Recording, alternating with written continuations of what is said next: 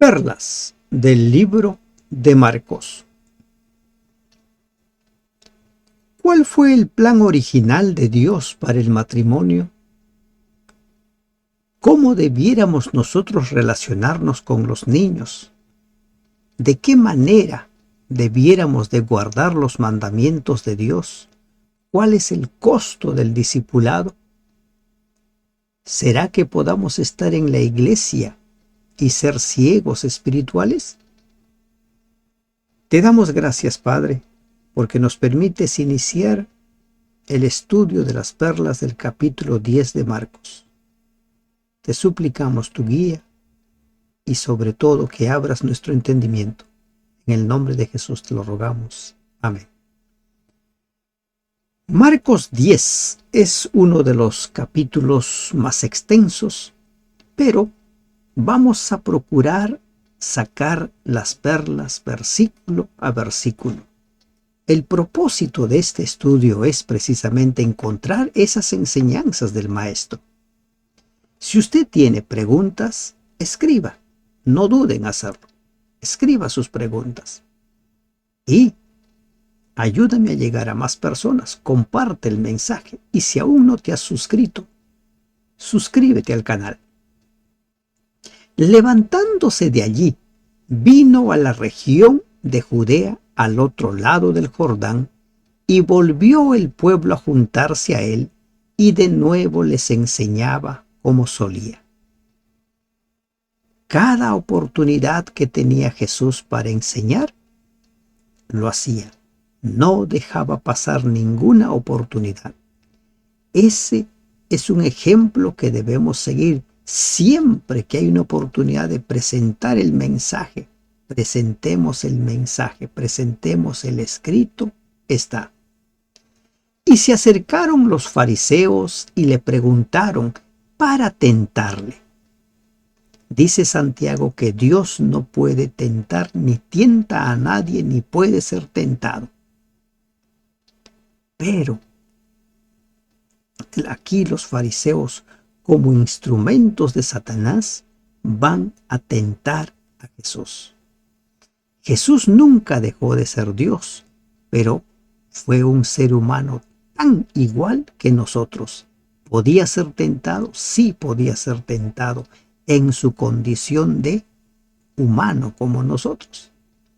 Se le acercan estos instrumentos de Satanás. ¿Y qué le preguntan? Si era lícito al marido repudiar a su mujer. ¿Es lícito que el marido se divorcie? Miren la forma sesgada como veían estos hombres. Ellos ya tenían claro lo que hacían. Ellos ya tenían establecido todo lo relacionado al divorcio. Pero como siempre están tratando de buscar cómo hacer caer a Jesús. ¿Y qué hace Jesús? ¿Qué os mandó Moisés? Una vez más Jesús los remite a las Escrituras. Una vez más Jesús pone en alto las Sagradas Escrituras. Aquello que muchos cristianos dicen que ya no sirve, el Antiguo Testamento. ¿Qué les mandó Moisés? A lo que ellos responden. Moisés permitió dar carta de divorcio y repudiarla. Miren lo que dice. Moisés permitió dar carta de divorcio y repudiarla. Esa carta de divorcio del cual hablan aquí los fariseos está en el libro de Deuteronomio, capítulo 24, versículos 1 al 4. Tómese su tiempo, haga una pausa, abra Deuteronomio y verá que en esos versículos Dios está protegiendo a la mujer. Si el hombre por alguna cosa que encontró, algo indecente, dice la Biblia, y no dice por cualquier cosa, ¿ya? Algo indecente, podía divorciarse, pero esa mujer podía volver a casarse. Podía hacerlo. Esa carta de divorcio estaba para proteger a la mujer. Hoy en día muchas personas pueden divorciarse, pero no pueden volver a casarse, salvo que la separación, el divorcio sea por violación del lecho nupcial, como Jesús lo menciona, y esto lo deja claro Mateo. Jesús le responde: por la dureza de su corazón les escribió este mandamiento. Por la dureza del corazón. No era el plan original de Dios que exista el divorcio. No era el plan original. Pero al principio de la creación, varón y hembra los hizo Dios. El propósito de Dios era que fueran una sola carne. La unidad. Esa unidad que se manifiesta en la deidad conformada por el Padre, el Hijo y el Espíritu Santo. La misma figura. Pero al principio de la creación, varón y hembra los hizo Dios. Y ahora aquí dice: por la dureza de su corazón les escribió este mandamiento. Moisés nunca escribió ningún mandamiento porque a él se le ocurrió. Dios permitió esas separaciones. Como hoy en día puede haber separaciones por las razones que la persona pueda creer conveniente, pero no se puede volver a casar, salvo que la separación sea por adulterio. Pero por esto dejará el hombre a su padre y a su madre y se unirá a su mujer, y los dos serán una sola carne, así que no son ya más dos, sino uno. Por lo tanto, lo que Dios juntó, no lo separe el hombre. No lo separe el hombre. El propósito del matrimonio es que el varón y la mujer, reitero, el varón y la mujer, no la aberración que últimamente se quiere generalizar, que puede haber matrimonios entre dos varones, entre dos mujeres, o con animales, o con objetos. Nada de eso. El plan original de Dios, ¿cuál es? Un varón y una mujer para llegar a ser una sola carne. Así que no son ya más dos, sino uno. Por eso es que Jesús dice: lo que Dios juntó no lo separa el hombre, porque llegan a ser uno. ¿Y qué es lo que llega a constituir o a convertir en unidad? La intimidad. Es eso lo que nos dice la palabra de Dios. Pero hoy en día el matrimonio es tomado como una especie de deporte. En muchos países, según algunos estudios estadísticos, de 100 matrimonios, 63 terminan en divorcio. Y algunos no pasan ni el medio año.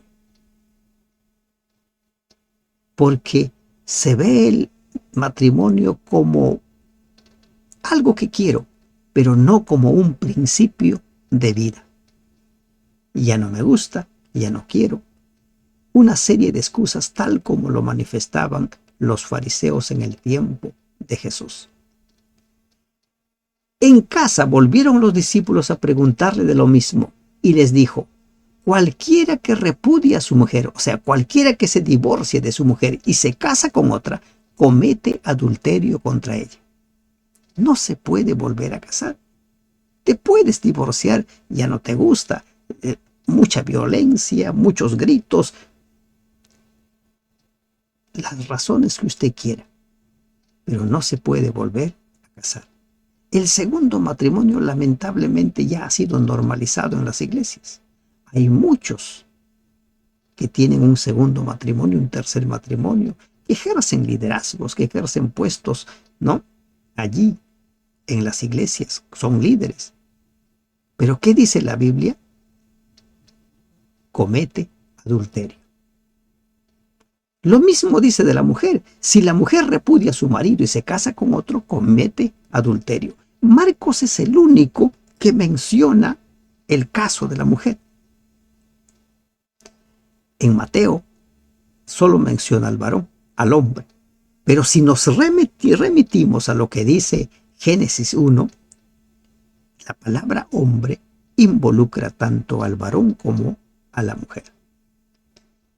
Si tanto el varón como la mujer se vuelven a casar, si es que la causal de divorcio no fue la violación del lecho nupcial, están en adulterio.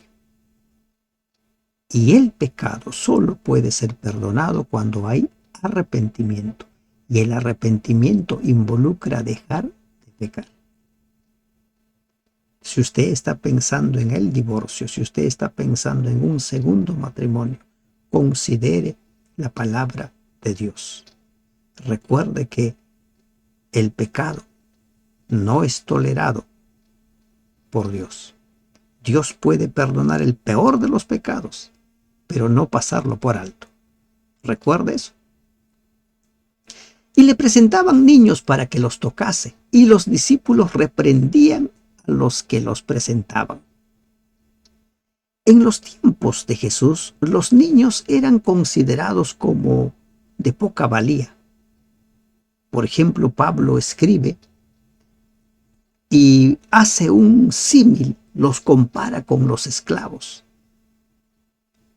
Pero ahora Jesús viene a rescatar también el valor de los niños y nos enseña cómo relacionarnos con ellos, cómo tratarlos.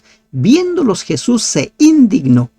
¿Contra quiénes se indignó? Contra sus apóstoles, que no permitían que los niños lleguen a Él. En las iglesias suele suceder hoy en día lo mismo, ¿no? Con nuestros actos estamos alejando a los niños de Jesús.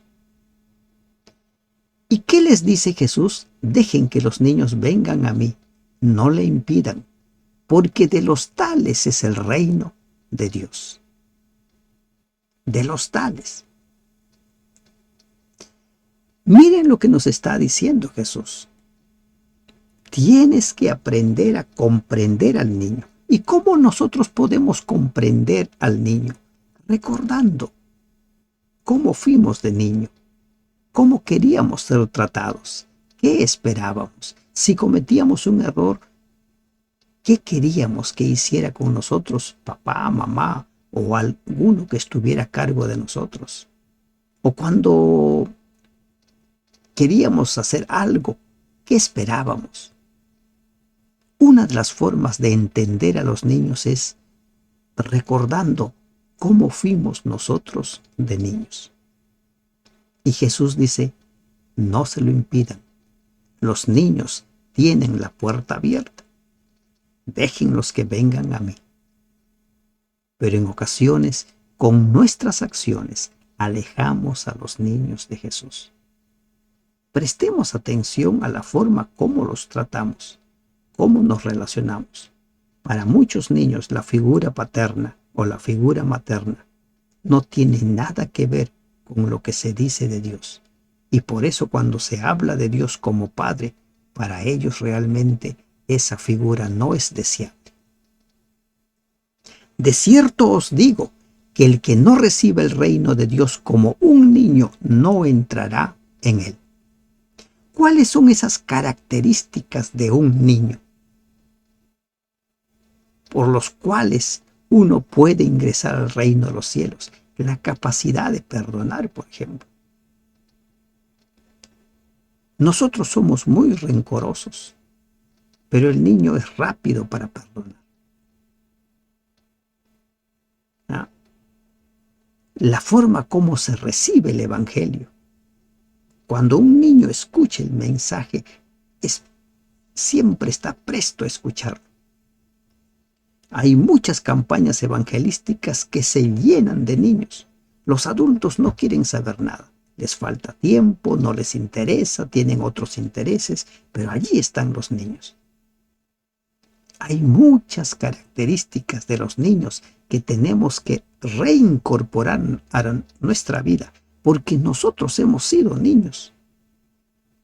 Porque nosotros hemos tenido esas características que Jesús quiere que reaprendamos. No es que vamos a aprender, lo vamos a reaprender, porque nosotros hemos pasado por esa etapa. Y tomándolos en los brazos, poniendo las manos sobre ellos, los bendecía. Jesús bendecía a los niños. Pero a veces los padres creemos que somos dueños de los niños y maltratamos a los niños. Queremos romper su voluntad, someter su voluntad. Y si nosotros sometemos la voluntad del niño, ¿qué tipo de persona se va a desarrollar? Piensa en eso. Al salir él para seguir su camino, vino corriendo e hincando la rodilla delante de él, le preguntó: Maestro bueno, ¿qué haré para heredar la vida eterna? La Biblia lo titula como el joven rico. Es interesante el título. Los niños, primero los adultos haciendo preguntas para tentarle, luego los niños siendo impedidos por los adultos, y ahora nos encontramos con un joven. Y este joven tenía un interés, tenía una pregunta, y le dice: ¿qué haré para heredar la vida eterna? ¿Qué debo hacer para heredar la vida eterna, para recibir la corona de vida? ¿Qué debo hacer? Y miren la forma como Jesús responde: ¿por qué me llamas bueno? Ninguno hay bueno, sino solo uno, Dios. Jesús lo declara esto en su condición de uno como nosotros. ¿De acuerdo? Jesús fue tan humano como nosotros porque era la única manera de poder morir en nuestro lugar y pagar nuestra deuda. Ahora Jesús, una vez más, remite a su oyente, a su interlocutor, a las Sagradas Escrituras, al Antiguo Testamento. Hasta aquí ya debe quedar claro para ti de que el Antiguo Testamento tiene tanta validez como el Nuevo Testamento. El Nuevo Testamento está fundada en el Antiguo Testamento. Los mandamientos sabes: no adulteres, no mates, no hurtes, no digas falso testimonio, no defraudes, honra a tu padre y a tu madre. Le menciona la segunda parte del decálogo, lo que tiene que ver con nuestra relación con los demás. Nuestros padres también son nuestro prójimo. Hay muchos que roban a sus padres, engañan a sus padres. Entonces Jesús lleva a este muchacho a la segunda parte del decálogo. ¿Y qué es lo que responde este joven? Dice: todo esto lo he guardado desde mi juventud. Así como Pablo dice que era irreprensible en cuanto a los mandamientos de Dios, este joven era irreprensible. Este joven en su iglesia debe haber sido un cristiano modelo, admirado por todos los feligreses. Y es que nosotros vemos solo lo exterior, no vemos lo que hay en el corazón. ¿Cuáles eran las motivaciones de este joven para guardar los mandamientos? De la pregunta que hace a Jesús, podemos nosotros hacer alguna conclusión o sacar alguna conclusión. Quería obtener la vida eterna, pero quería obtener la vida eterna a su manera, guardando los mandamientos a su manera, esforzándonos. No debo robar, no debo mentir, pero los mandamientos de Dios deben ser grabados en nuestra mente y en nuestro corazón, como lo menciona Jeremías. Los mandamientos de Dios deben fluir por nuestras arterias, por nuestras venas. El guardar los mandamientos debe formar parte de nuestro estilo de vida. Y él dice: todo esto lo he guardado desde mi juventud. Y ahora Jesús lo pone a prueba. Una cosa te falta.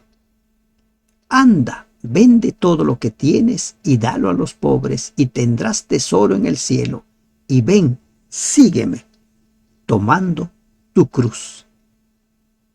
Miren cuántas perlas en esta declaración de Jesús. ¿Qué le faltaba a este joven? Desprenderse de su Dios. Este joven tenía un Dios y su Dios eran las riquezas.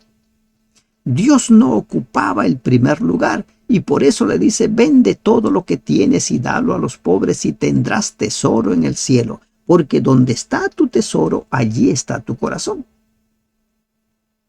Y lo que le pide Jesús a este joven no era nada nuevo. Cuando llamó a los apóstoles, Pedro y Andrés dejaron todo y lo siguieron. Santiago y Juan dejaron todo y le siguieron. Lo dejan todo. Y a él se le pide lo mismo.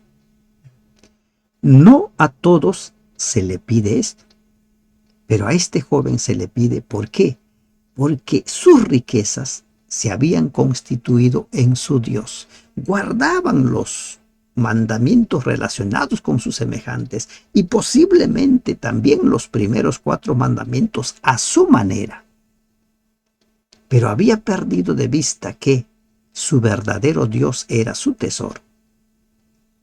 Y dice: dalo a los pobres. Ven, sígueme. Sígueme. Busca primero el reino de Dios y su justicia y todo vendrá por añadidura.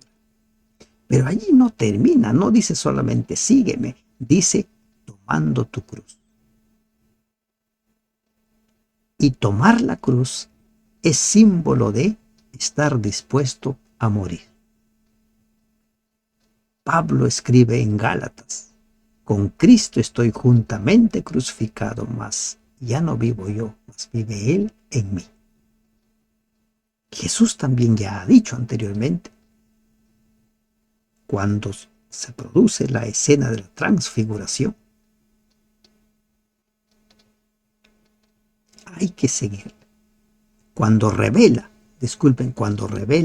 que Él va a ser crucificado y Pedro le dice: ten compasión de ti, les habla acerca de tomar su cruz. Y ahora a este joven le dice: toma tu cruz. Tenemos que estar dispuestos a morir cada día a nuestro yo. Tenemos que estar dispuestos cada día a poner a Dios como el número 1 en nuestra vida, nuestra prioridad número 1. ¿Y qué pasó con este hombre? Se fue triste porque tenía muchas posesiones. Y el problema no es que tuviera posesiones, el problema es que hizo de sus tesoros su Dios. Por eso en su carta a Timoteo, Pablo escribe: el amor al dinero. Ese es el gran problema. El problema no es el dinero. Todos necesitamos dinero. Sin dinero no podemos hacer nada. Sin dinero no pudiera yo llegar a ustedes, por ejemplo. Hay que pagar una serie de servicios, hay que renovar equipos. No podría llegar a ustedes. ¿Se dan cuenta? El dinero es necesario, es útil. El problema es cuando el dinero se convierte en el Señor de nuestra vida. Y donde está nuestro tesoro, allí está nuestro corazón. Se fue triste. Entonces Jesús, mirándolo alrededor, dijo: cuán difícilmente entrarán en el reino de Dios los que tienen riquezas. ¿Quiénes? Los que hacen de las riquezas su Dios, los que ponen a Dios en un segundo plano. Los discípulos se asombraron y Jesús les respondió: cuán difícil les es entrar en el reino de Dios a los que confían en las riquezas. Jesús aquí aclara el concepto como para que quede claro en ellos. El problema no es la riqueza. Hay mucha gente que es rica y sirve a Dios y ha puesto a Dios en primer lugar. El problema es confiar en las riquezas, hacer de las riquezas nuestro Dios. Jacob hace un pacto con Dios. Si tú me bendices, de todo lo que me bendigas, yo te voy a devolver el diezmo. Hace su pacto. ¿Se dan cuenta? De todo lo que me bendigas, de todo lo que me des. El problema es que nosotros, cuando empezamos a recibir, convertimos las riquezas en el Señor de nuestra vida. Es difícil para los que confían en las riquezas. No todos los ricos han hecho de su riqueza su Dios. Más fácil es pasar un camello por el ojo de una aguja que entrar un rico en el reino de Dios. Miren, dice más fácil. No dice que ningún rico va a entrar. Sí va a entrar. Por eso dice, toma tu cruz. Hay que morir cada día. Ellos se asombraron y entre sí decían, ¿quién pues podrá ser salvo? ¿Quién? Como hoy en día dice mucha gente, ¿no? Es imposible guardar los mandamientos de Dios. Es imposible vivir de acuerdo a las leyes de Dios. Para los hombres es imposible, pero para Dios no, porque todas las cosas son posibles para Dios. Cuando el Espíritu Santo entra a tu vida, tú vas a vivir en armonía con la voluntad de Dios, con su palabra. Cuando las leyes de Dios sean grabadas en tu mente y en tu corazón, vivir en armonía con esas leyes va a fluir como algo natural, tan natural como el respirar. Entonces Pedro comenzó a decirle, he aquí nosotros lo hemos dejado todo y te hemos seguido. Literalmente Pedro y su hermano lo dejaron todo y fueron tras Jesús. ¿Qué responde Jesús a Pedro? De cierto te digo que no hay ninguno que haya dejado casa o hermanos o hermanas o padre o madre o mujer o hijos o tierras por causa de mí y del Evangelio, que no reciba 100 veces más ahora en este tiempo. Las bendiciones del Evangelio no solo están guardadas para el futuro, para la vida eterna, no, para esta vida. Para esta vida. Y por eso es que Dios, cuando establece la forma como se va a financiar la evangelización del mundo desde el Antiguo Testamento, dice, van a devolver sus diezmos y sus ofrendas. ¿Por qué? Porque Él va a dar. Que no reciban 100 veces más ahora en este tiempo. 100 veces más. Casas, hermanos, hermanas, madres, hijos y tierras, con persecuciones, tiempos difíciles, pero van a recibir. Y en el siglo venidero, la vida eterna. La recompensa de aquel que lo deja todo, de aquel que pone a Dios en primer lugar, es bendiciones para esta vida presente, así en las condiciones que está, y la vida eterna. Nadie pierde cuando lo deja todo para seguir a Jesús. Nadie pierde cuando toma su cruz para seguir a Jesús. Es ganancia para esta vida y la venidera. Pero muchos primeros serán postreros y los postreros primeros. Hay muchos que aparentemente son buenos cristianos, aparentemente son cristianos modelos, así como los líderes religiosos que se ufanaban de ser los hijos de Dios, que se ufanaban de ser los servidores de Dios. Esos que se creían ser primeros serán postreros. Los que solo aparentan piedad serán postreros. Y muchos postreros serán primeros. Iban por el camino subiendo a Jerusalén, y Jesús iba delante de ellos, y ellos se asombraron, y le seguían con miedo. Jesús ya les ha hablado a ellos, tengo que ir a Jerusalén, allí en Jerusalén voy a morir. Los líderes religiosos me van a maltratar, me van a traicionar.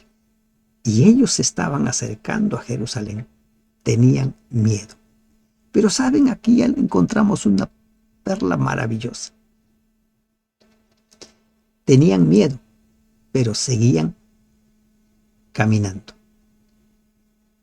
¿Se dan cuenta? A la gran mayoría el miedo los congela. A la gran mayoría el miedo los hace retroceder. Pero el miedo debe ayudarnos a ser más precavidos. El miedo debe ayudarnos a tomar más precauciones, pero seguir adelante. seguir adelante, no quedarnos congelados. Y ellos le seguían con miedo. No se quedaron parados, no se alejaron, seguían a Jesús. A pesar del miedo, seguían a Jesús. Como Pedro en el patio cuando lo niega, estaba con miedo. Pero ¿dónde estaba Pedro? Allí en el patio. ¿Se dan cuenta? Entonces, volviendo a tomar a los 12 aparte, les comenzó a decir las cosas que le habían de acontecer. Una vez más, separa a los 12, a los que había llamado para ser sus apóstoles. Todos escuchaban los sermones, todos los que le acompañaban, pero aquí los 12 son instruidos una vez más en relación a su muerte y su resurrección. He aquí subimos a Jerusalén, y el Hijo del Hombre será entregado a los principales sacerdotes y los escribas, y le condenarán a muerte.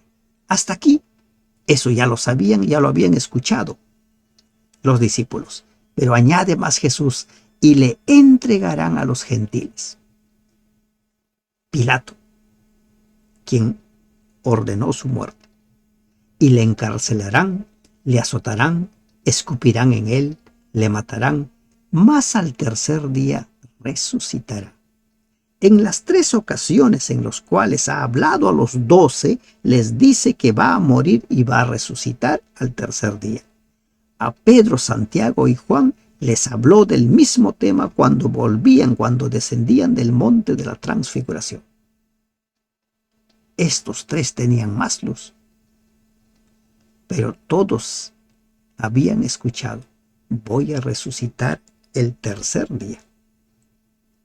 Entonces, Jacobo y Juan, hijos de Zebedeo, se le acercaron diciendo: Maestro, querríamos que nos haga lo que pidiéremos. Miren, ¿qué encontramos aquí? ¿Dónde está tu corazón? ¿Dónde está puesta tu mirada? ¿Hacia dónde has enfocado tu interés? Jesús les habla acerca de su muerte. Jesús les habla acerca de lo que va a pasar en Jerusalén, pero ellos están preocupados en otra cosa. Querríamos que nos hagas un favor. Y Jesús le dice: ¿qué queréis que os haga? ¿Qué queréis que os haga? Lo mismo le dice a Bartimeo, que vamos a ver en un momento. Ellos le dijeron: concédenos que en tu gloria nos sentemos, el uno a tu derecha y el otro a tu izquierda. Jesús les está hablando de muerte, de resurrección, de ser maltratado, pero ellos están pensando en honores. Nosotros generalmente actuamos así. Y por eso es que nuestra fe se va debilitando, nos vamos enfriando. Estamos pensando en honores, estamos pensando en cosas terrenales, en cosas que van a perecer. Tenemos que fijar nuestra mirada en lo alto, en el trono de la gracia. Tenemos que fijar nuestra mirada en Jesús, el autor y consumador de nuestra fe. Estos 2 hermanos, los hijos del trueno, estaban preocupados por ganar honor, por ganar posesión, por ganar autoridad. Queremos. ¿Qué responde Jesús? No saben lo que piden. ¿Pueden beber del vaso que yo bebo o ser bautizados con el bautismo con que yo soy bautizado? ¿Pueden pasar por lo que yo voy a pasar? Y miren la forma como ellos responden. ¿Qué dicen? Podemos. No se detuvieron. No se detuvieron a pensar qué significa esto del vaso que va a beber, qué significa esto del bautismo con que va a ser bautizado.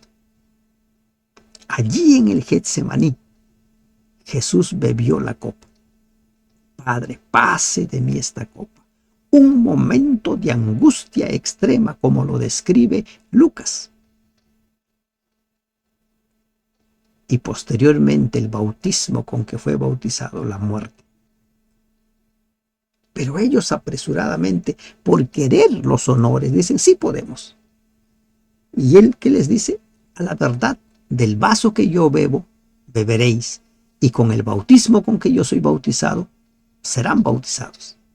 Pero el sentarse a mi derecha y a mi izquierda no es mío darlo, sino a aquellos para quienes está preparado. Dios ha dispuesto, Dios dispone cuál es el sitial que va a ocupar cada uno. Así como Jesús llamó como Él quiso a los 12, así como el Espíritu Santo da los dones como Él quiere, lo mismo será también allí en el reino de los cielos. Cada uno ocupará el lugar que Dios establezca. Y Jesús les da una profecía aquí. Van a tener su Getsemaní también ustedes. Van a sufrir, van a llorar gotas de sangre, van a tener un tiempo de angustia también ustedes, van a beber del vaso. Y van a morir, van a ser bautizados del bautismo que yo voy a pasar. De los 12 apóstoles llamados, uno se suicida, que es Judas, y 10 u 11, dice la historia, porque luego Judas es reemplazado, 10 mueren ejecutados. El primero, Jacobo, es ejecutado.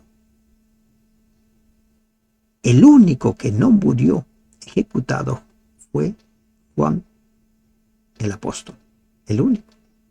Bebieron de la copa. Pero cuando hablamos de beber la copa, de ser bautizados del bautismo de Jesús, no tenemos por qué llenarnos de miedo. Recuerden lo que le dijo Jesús a Pedro. Aquel que lo deja todo tendrá 100 veces más en esta vida y la vida eterna. Y además, nunca vamos a estar solos. Cuando lo oyeron los 10 comenzaron a enojarse contra Jacobo y contra Juan. Miren, ahora viene la disputa. ¿Qué cosa? Ellos quieren privilegios y nosotros ¿qué? Me imagino que entre los que estaban allí enojados era Pedro uno de ellos.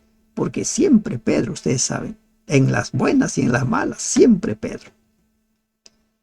Mas Jesús llamándoles les dijo, ¿saben lo que los que son tenidos por gobernantes de las naciones se enseñorean de ellas, y sus grandes ejercen sobre ellas potestad? El número uno en el mundo somete al pueblo.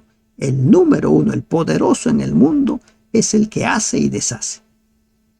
Es el que busca ser servido. Los apóstoles aún no habían aprendido la lección. El corazón estaba duro. Así como nuestro corazón está duro, nos cuesta entender, ¿verdad? Enojados ahí, disputándose, y ahora Jesús les habla. ¿Quieren ser el mayor? ¿Quieren ser el número uno? Pero no será así entre vosotros, sino que el que quiera hacerse grande entre vosotros será vuestro servidor, y el que de vosotros quiera ser el primero será siervo de todos. Por segunda vez Jesús les habla acerca del líder siervo. En el capítulo anterior les habló sobre el líder siervo y ahora les vuelve a hablar sobre el líder siervo. El liderazgo en el mundo es aquel que se sienta, ¿no?, en un pedestal y empieza a ordenar, hacer y deshacer. Manda que le sirvan. El liderazgo en la iglesia de Dios es el primero, el mayor, el líder, el cabeza, es el que sirve. Está para servir, no para ser servido. Si conoces a algún líder que busca ser servido siempre, quiere imponer su autoridad porque es el líder, ese no es un líder conforme a la medida de Dios, conforme a la voluntad de Dios, sino conforme a la del mundo. El líder en el pueblo de Dios es el que sirve, y Jesús lo mostró con hechos. Con hechos, vamos a ver en unos días. Por ejemplo, cuando se establece el servicio de comunión, Jesús se postró allí, dobló las rodillas, se inclinó, puso agua, agarró unas toallas y se puso a lavar los pies de los apóstoles. Porque el Hijo del Hombre no vino para ser servido, sino para servir y para dar su vida en rescate por muchos. ¿Qué más grande servicio entregar su vida en rescate por muchos? La idea es que sea por todos, pero solo puede rescatar a los que quieren, a los que aceptan. Jesús es nuestro modelo del líder siervo.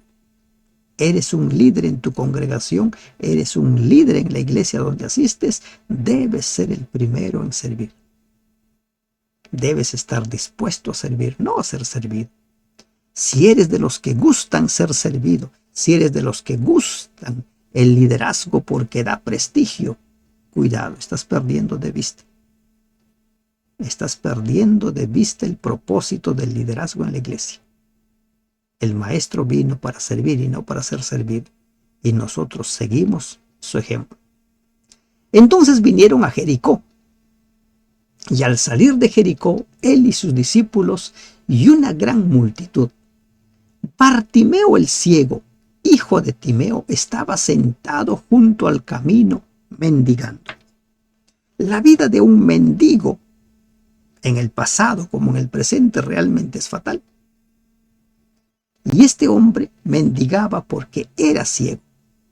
Hoy en día vemos personas de 30, 40 años mendigando. Anteriormente los mendigos eran personas que no podían trabajar, que no podían valerse por sí mismos. Hoy en día hay personas que utilizan niños para pedir, para mendigar. Pero este hombre no tenía otra forma de ganarse la vida que mendigando, porque era ciego. Hoy en día los ciegos están organizados, son profesionales, hay un lenguaje que utilizan, pero antes no era así. Entonces la situación de Bartimeo era muy dura. Bartimeo se va a encontrar con Jesús. Está sentado junto al camino mendigando. Mucha gente está en el camino y no sabe que ese día se va a encontrar con Jesús. Y no sabe que ese día Jesús va a pasar junto a él. ¿Cuántas veces Jesús ha pasado junto a ti y no has clamado, no lo has llamado? Pero Bartimeo clama. Oyendo que era Jesús Nazareno, comenzó a dar voces y a decir: Jesús, hijo de David, ten misericordia de mí. Empezó a llamar, empezó a clamar. Tienes problemas y sientes que no puedes solucionarlo y ahora sabes que Jesús está pasando delante de ti. Clama, clama, clama. Y muchos le reprendían para que callase. Pero él clamaba mucho más: Hijo de David, ten misericordia de mí. ¿Cuántas veces te han callado? ¿O cuántas veces has callado tú a la gente? A veces nosotros creemos que si alguien grita es irreverencia. A veces nosotros creemos si alguien demuestra otra forma diferente al que nosotros hemos establecido para relacionarnos con Dios, eso es irreverencia. Cuidado con la forma como estemos calificando. Este hombre se puso a gritar, lo callaban. Pero en lugar de amilanarse, en lugar de quedarse callado, gritó más: Jesús me va a escuchar. Y en verdad Jesús escucha. Así como escuchó a este hombre, a este ciego, nos escucha también a nosotros. Jesús se detiene, lo manda a llamar. Llamaron al ciego y le dicen: ten confianza, levántate, te llama. Miren, a veces nosotros creemos que a Jesús hay que acercarnos de una u otra manera, y cuando las personas lo hacen de una forma distinta nos enojamos, nos sentimos mal. Somos como aquellos discípulos que impedían que los niños llegaran a Él. Cuidado con la forma como tratemos a los pequeñitos. Cuidado con la forma como tratemos a las personas con discapacidad. Cuidado con la forma como tratemos a las personas que quieren conocer a Jesús. Y ahora van los mensajeros, ten confianza, levántate, te llama. Él entonces dice, arrojando su capa, se levantó y vino a Jesús. Dicen los comentaristas que el hecho de arrojar su capa implicaba que Bartimeo estaba seguro que iba a encontrar la solución a su problema, porque la capa era un medio para sobrevivir. Era crudo el clima en esos lugares, pero él arrojó su capa. Dejó aquello en el cual confiaba, dejó aquello en el cual había puesto su esperanza, su capa, su esperanza para vivir, su esperanza para sobrevivir. ¿Qué capa necesitas dejar tú antes de ir a Jesús? ¿En qué confías? El joven rico había puesto su corazón en sus riquezas. Bartimeo había puesto su corazón en su capa. ¿Qué necesitas dejar para acercarte a Jesús? Respondiendo Jesús le dijo, ¿qué quieres que te haga?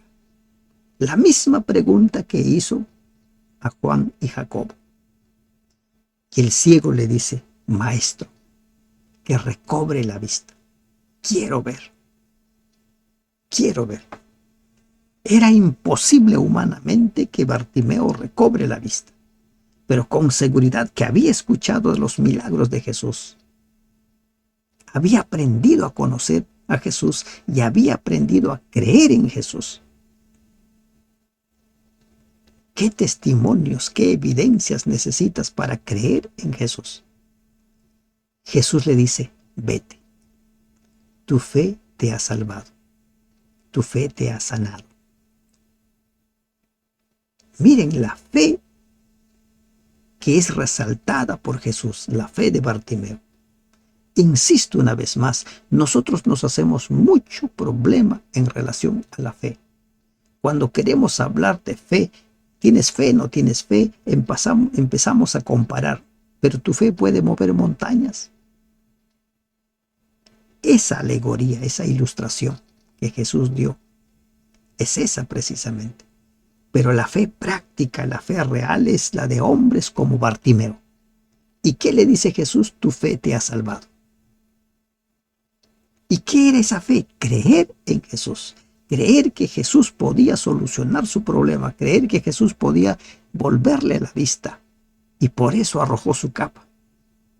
El joven rico no quiso dejar todo su tesoro para seguir a Jesús, pero Bartimeo arrojó su capa para seguir a Jesús. Y enseguida recobró la vista y seguía a Jesús en el camino. Al joven rico Jesús le dijo, sígueme y toma tu cruz. A Bartimeo le dijo, vete. Pero Bartimeo seguía a Jesús. ¿Qué harás tú? ¿Qué vas a hacer tú tras encontrarte con Jesús? ¿Lo vas a seguir o te vas a alejar de él? ¿En quién vas a poner tu confianza? ¿En tus riquezas, en tus tesoros, en tu capa, o vas a poner tu confianza en Jesús? Tú decides. Que Dios te bendiga. Amén.